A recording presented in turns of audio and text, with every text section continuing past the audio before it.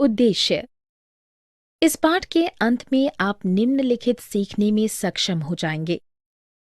प्रमुख वैश्विक साम्राज्य के इतिहास से परिचित होने में, रोमन साम्राज्य के राजनीतिक इतिहास की चर्चा करने में, तीसरी शताब्दी के संकट की व्याख्या करने में, रोमन साम्राज्य में लिंग की भूमिका, साक्षरता तथा आर्थिक दशा की चर्चा कर पाने में, इतिहास में दास प्रथा के प्रचालन की व्याख्या करने में, चौथी से 7वीं शताब्दी तक रोमन जगत के सांस्कृतिक रूपांतरण की व्याख्या करने में। 3 महाद्वीपों में फैला एक साम्राज्य। साम्राज्य का आरंभिक काल। 2 मुख्य महाशक्तियां थीं, रोमन साम्राज्य तथा ईरान के शासक। रोमन साम्राज्य के पास एक मजबूत सरकार थी जो विभिन्न इलाकों तथा संस्कृतियों को एक सूत्र में पिरोकर रखते थे। लैटिन तथा यूनानी यानी ग्रीक आधिकारिक भाषाएं थीं। पूर्व के कुलीन वर्ग के लोग यूनानी भाषा में लिखते तथा बोलते थे, जबकि पश्चिम के लोग लैटिन का इस्तेमाल करते थे। प्रथम सम्राट ऑगस्टस ने अपनी शासन व्यवस्था ईसा पूर्व 27वीं शताब्दी में कायम की थी। उसे प्रिंसिपेट यानी ऑगस्टस को मुख्य नागरिक के रूप में प्रतिपादित करना, लैटिन भाषा में प्रिंसेप्स पूर्ण अधिकार युक्त शासक नहीं के रूप में जाना जाता था। उसने ईसा पूर्व 14वीं शताब्दी तक शासन किया तथा रोमन साम्राज्य में व्याप्त अव्यवस्था का अंत कर दिया।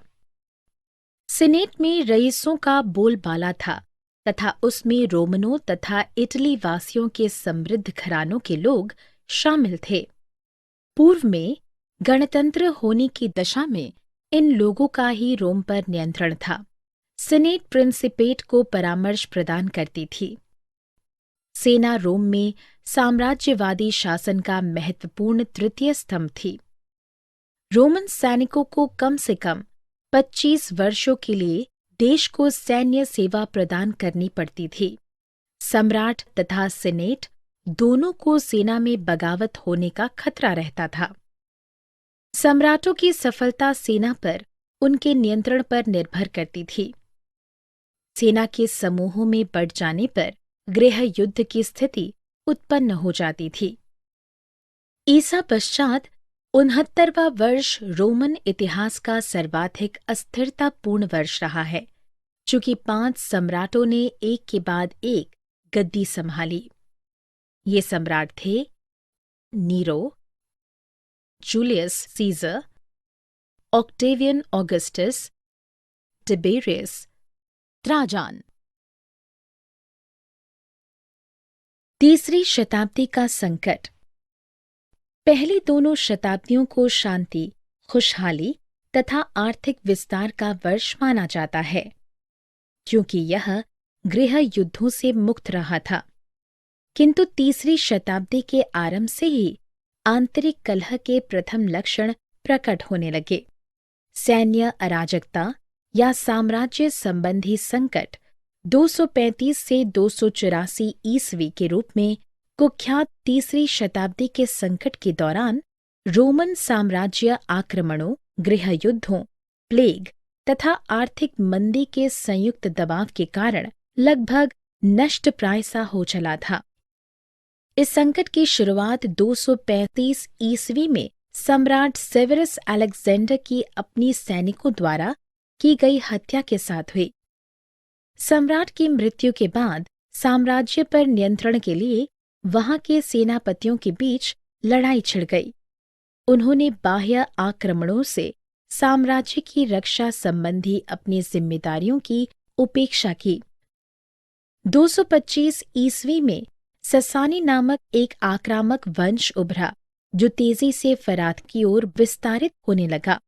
शापुर प्रथम नामक एक ईरानी शासक ने यह दावा किया था कि उसने विशाल रोमन सेना को कुचलकर एंटियोक की पूर्वी राजधानी पर कब्जा कर लिया था।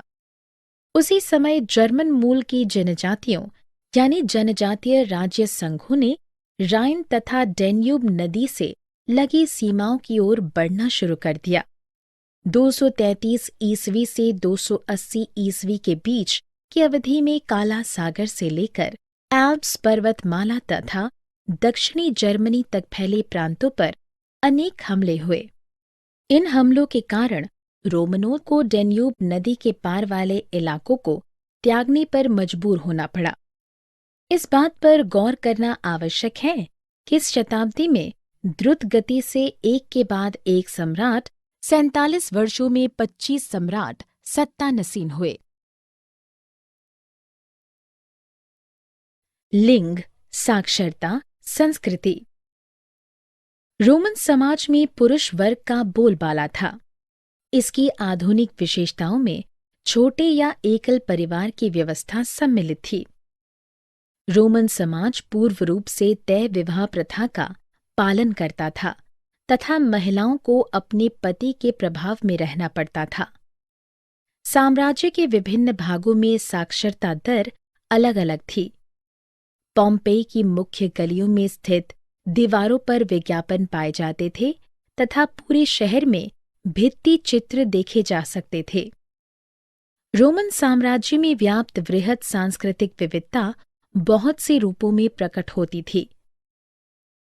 अरेमिक, कॉप्टिक, प्यूनिक, बर्बर तथा केल्टिक जैसी बहुत सी भाषाएं प्रचलन में थीं। इनमें से बहुत सी भाषाई संस्कृतियां तब तक मौखिक रूप से ही प्रचलन में रहा करती थीं जब तक कि कोई लिपि उनके लिए आविष्कृत न हो गई हो। 5वीं शताब्दी तक आर्मीनियन का लिखित रूप में प्रयोग होने लगा। मनोरंजन के साधनों में निम्नलिखित सम्मिलित थे।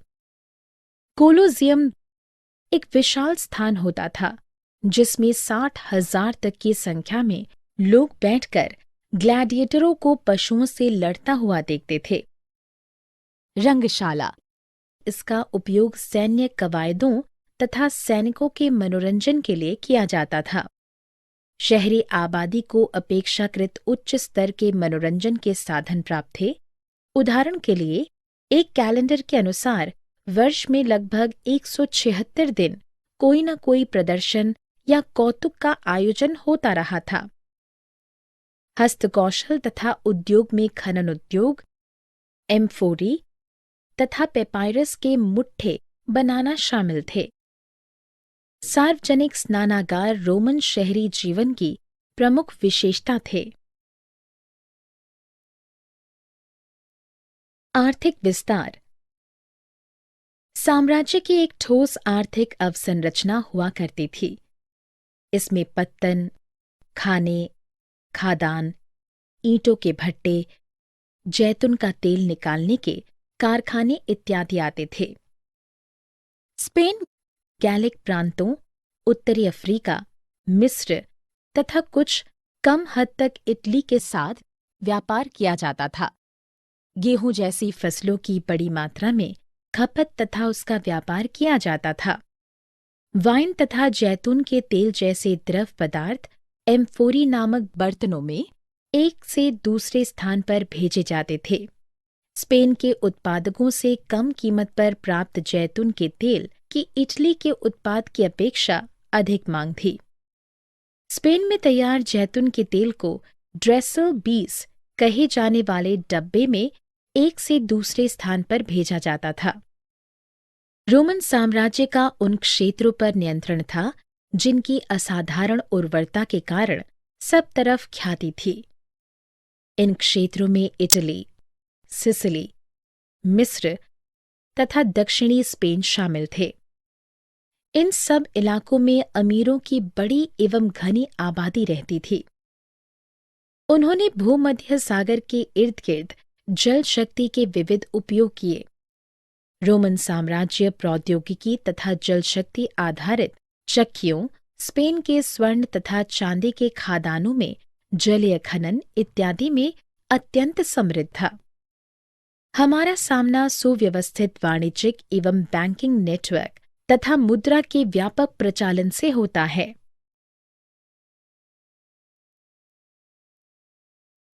श्रमिकों पर नियंत्रण।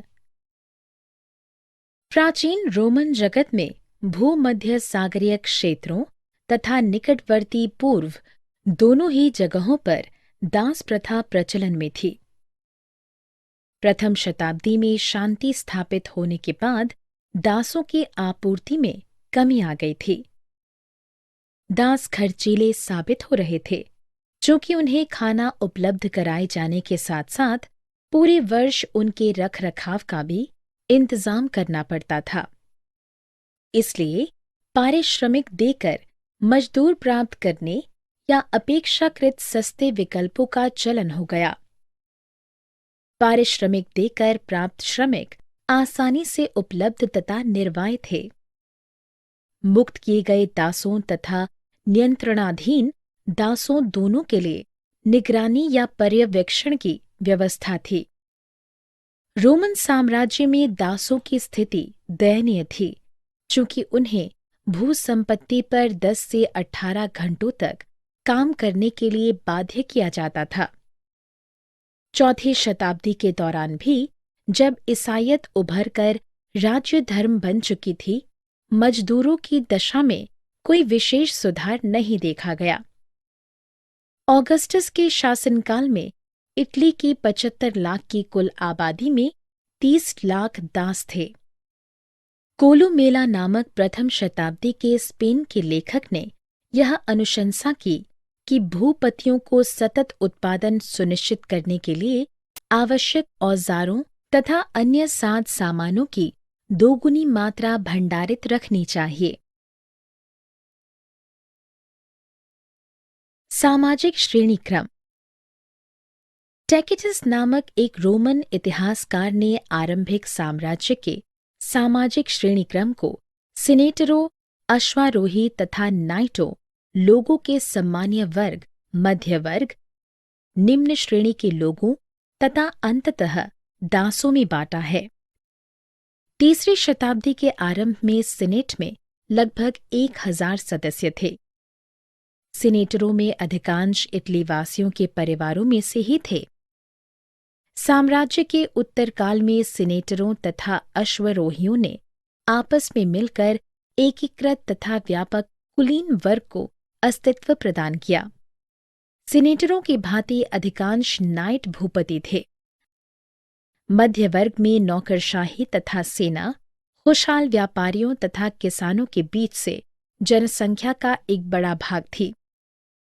निम्न वर्ग के विशाल जनसमुदाय में सामूहिक रूप से ह्यूमिलियोर्स, जिसका शाब्दिक अर्थ निम्न होता है, श्रेणी क्रम में तीसरे स्थान पर आते थे। उनमें निम्न लोग शामिल थे: ग्रामीण श्रमिक, औद्योगिक तथा खनन संबंधी प्रतिष्ठानों में कार्यरत श्रमिक, प्रवासी मजदूर जो खाद्यान्न तथा जैतून की फसलों तथा उद्योगों के निर्माण क्षेत्र में काम करते थे, कारीगर, बड़े नगरों में कार्यरत सामयिक या अनौपचारिक श्रमिक तथा अंततः दास। बाद के रोमन नौकरशाह प्रभावी समुदाय बन चुके थे, क्योंकि इन्हें सुवर्ण के रूप में वेतन मिलता था तथा इन्होंने उस धन को भूसंपदा खरीदने में व्यय किया था। रोम का कुलीन समुदाय बहुत समृद्ध था, किंतु सैन्य प्रतिष्ठानों में उच्च पदों पर बैठे लोगों की अपेक्षा कम शक्तिशाली था। खासतौर से न्यायिक प्रणाली तथा सैन्य आपूर्ति विभाग में भ्रष्टाचार बड़े पैमाने पर व्याप्त था। यहूदी युद्ध। रोमन लोग बहुदेववादी थे तथा वे कई देवी देवताओं की आराधना किया करते थे। बृहस्पति, मंगल, जूनो, मिनर्वा तथा आइसिस प्रमुख आराध्य देव देवियां थे। मिथराइज्म अधिकांश रोमन साम्राज्य में प्रचलित प्रमुख धार्मिक वर्गों में से एक था। यह प्रथम से चतुर्थ शताब्दी तक अस्तित्व में था। यहूदी धर्म रोमन साम्राज्य में प्रचलित अगली बड़ी धार्मिक मान्यता थी। इसमें जेहोवा को ब्रह्मांड का निर्माता समझा जाता था। किंतु यहूदी धर्म एक आश्रम नहीं था। परवर्ती प्राचीन काल में यहूदी समुदाय में व्यापक विविधता थी। चौथी तथा 5वीं शताब्दी में साम्राज्य में ईसाईयत का प्रसार एक सतत तथा जटिल प्रक्रिया थी। बहुदेववाद का प्रादुर्भाव खास तौर से पश्चिमी प्रांतों में एकाएक नहीं हुआ था। इन क्षेत्रों में ईसाई बिशपों को सिद्धांतों, मान्यताओं तथा प्रथाओं के खिलाफ सतत लड़ाई लड़नी पड़ी। उन्होंने ईसाई आमजनों की अपेक्षा कहीं अधिक इसकी भर्त्सना की। ईसाई आमजनों में समुदाय के भीतर आधिकारिक पदों यथा पादरियों, पुरोहितों के ठीक उलट किसी धार्मिक समुदाय के सामान्य सदस्य होते थे। शक्तिशाली बिशपों और धार्मिक नेताओं के प्रयासों के कारण धार्मिक समुदायों के बीच दीवार चौथी शताब्दी में सख्त नहीं थी। परवर्ती पुराकाल। परवर्ती पुराकाल रोमन साम्राज्य के विकास तथा विखंडन अवधि में आने वाले एक रोचक दौर को वर्णित करने हेतु प्रचलित एक शब्द है। इसका संबंध चौथी से 7वीं शताब्दी से है। सम्राट तथा रोमन जगत में उनकी उपलब्धियां। कॉन्स्टेंटाइन की उपलब्धियां। उसके प्रशासन में रोमन साम्राज्य का अत्यधिक विस्तार हुआ। कॉन्स्टेंटिनोपोल में राजधानी। कॉन्स्टेंटाइन के शासन के अंतर्गत ही रोमन साम्राज्य पूर्वी तथा पश्चिमी साम्राज्यों में विभाजित था। सम्राट कॉन्स्टेंटाइन के द्वारा ईसाईयत को आधिकारिक धर्म घोषित कर दिया गया था। इस अवधि में धार्मिक जीवन में महत्वपूर्ण बदलाव आए। यद्यपि 7वीं शताब्दी में इस्लाम का उदय हुआ। मौद्रिक प्रभाव क्षेत्र। कॉन्स्टेंटाइन ने सुवर्ण पर आधारित नई मौद्रिक प्रणाली की आधारशिला रखी। उसने 4.5 ग्राम शुद्ध सोने के वजन के एक सिक्के सॉलिड्स को प्रचलित किया। डायोक्लेशियन की उपलब्धियां। क्षेत्र विशेष का परित्याग। सम्राट डायोक्लेशियन ने नगण्य रणनीतिक तथा आर्थिक महत्व के क्षेत्रों का परित्याग कर दिया। सेनापति ड्यूसेस। डायोक्लेशियन ने सीमाओं को दुर्गों के निर्माण द्वारा सुरक्षित किया। उसने प्रांतीय सीमाओं का पुनर्गठन किया, नागरिकों को सैन्य कार्यों से अलग किया, सेनापतियों यानी ड्यूसेस को अधिक स्वायत्तता प्रदान की, जो अब अधिक शक्तिशाली समूह बन चुके थे। जस्टिनियन की उपलब्धियां। जस्टिनियन संहिता। जस्टिनियन के काबिल नेतृत्व में जस्टिनियन संहिता अस्तित्व में आई। इसमें रोमन कानूनों का सुसंगठित संग्रह तथा व्याख्या सम्मिलित थी। साम्राज्य का विस्तार। जस्टिनियन ने वैंडलों से छीनकर अफ्रीका पर 533 में पुनः अधिकार कर लिया, किंतु ऑस्ट्रोगोथ्स से इटली को पुनः प्राप्त करने में देश को संकट में डाल दिया तथा लोम्बार्ड के हमलों के लिए मार्ग प्रशस्त किया। मौद्रिक प्रभाव क्षेत्र। वित्तीय स्थिरता तथा बढ़ती हुई आबादी के कारण आर्थिक प्रगति की गति में तेजी आई। 6ठी शताब्दी में जस्टिनियन के शासनकाल में मिस्र ने कर के रूप में 25 लाख सॉलिड्स लगभग। रोमन साम्राज्य का अवसान। 4ठी शताब्दी में रोमन साम्राज्य पूर्वी तथा पश्चिमी भागों में आधा आधा बटा था। पूर्वी रोमवासी विशिष्ट रूप से खुशहाल थे। यहाँ 540 ईस्वी में भूमध्य सागर को बुरी तरह प्रभावित करने वाले प्लेग के बावजूद आबादी 6ठी शताब्दी तक बढ़ती रही थी। पश्चिम में रोमन साम्राज्य राजनीतिक रूप से विखंडित था, चूंकि उत्तर में जर्मन मूल की जनजातियों यानी गोथ्स, वैंडल, लोम्बार्ड आदि ने सभी मुख्य प्रांतों को अपने अधिकार में ले रखा था। आक्रमणकारियों ने अपने राज्य स्थापित कर लिए थे तथा इस काल को उत्तर रोमन काल के रूप में जाना जाता है। रोमन तथा ईरानी साम्राज्य के बड़े हिस्से 7वीं शताब्दी में अरबों के अधिकार में चले गए। रोमन साम्राज्य के पतन ने एक अलग ही विश्व के आरंभ का संकेत दिया, जिसे मध्यकालीन विश्व कहा जाता है। 7वीं शताब्दी के दौरान रोम तथा ईरान के बीच लड़ाइयां भी लड़ी गईं। 3री शताब्दी से ईरान पर शासन करने वाले ससानी ने मिस्र समेत मुख्य पूर्वी प्रांतों पर लगातार बड़े पैमाने पर आक्रमण शुरू कर दिए। भयानक युद्धों की श्रृंखला के परिणामस्वरूप अरबों ने रोमन तथा ससानी साम्राज्य पर कब्जा कर लिया। उभरते इस्लामिक राज्य ने स्पेन, सिंध तथा मध्य एशिया तक फैले अरब जनजातियों पर प्रभाव स्थापित करने में महत्वपूर्ण भूमिका निभाई।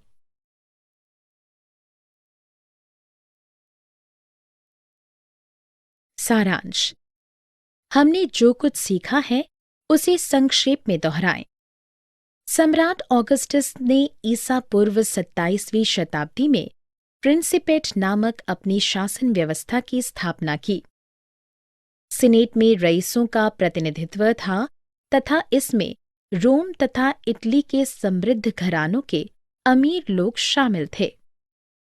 रोम के साम्राज्यवादी शासन व्यवस्था का सेना महत्वपूर्ण तीसरा स्तंभ थी। लैटिन तथा यूनानी ग्रीक रोमन साम्राज्य के आधिकारिक भाषाएं थीं।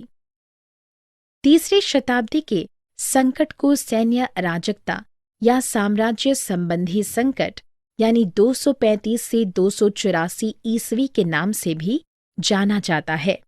इस दौरान रोमन साम्राज्य आक्रमण, गृहयुद्ध, प्लेग तथा आर्थिक मंदी के संयुक्त प्रभाव के कारण चरमरा गया था। रोमन समाज पुरुष प्रधान था तथा एकल परिवार होते थे। रोमन साम्राज्य का समृद्ध क्षेत्रों यथा इटली, सिसिली, मिस्र तथा दक्षिणी स्पेन आदि पर नियंत्रण या कब्जा था। ऑगस्टस के शासन के अंतर्गत 75 लाख की इटली की कुल आबादी में 30 लाख दास थे। 4ठी तथा 5वीं शताब्दी में रोमन साम्राज्य में ईसाईयत का प्रसार एक जटिल प्रक्रिया थी। परवर्ती पुराकाल रोमन साम्राज्य के विकास तथा विखंडन में अंतिम सम्मोहक काल था।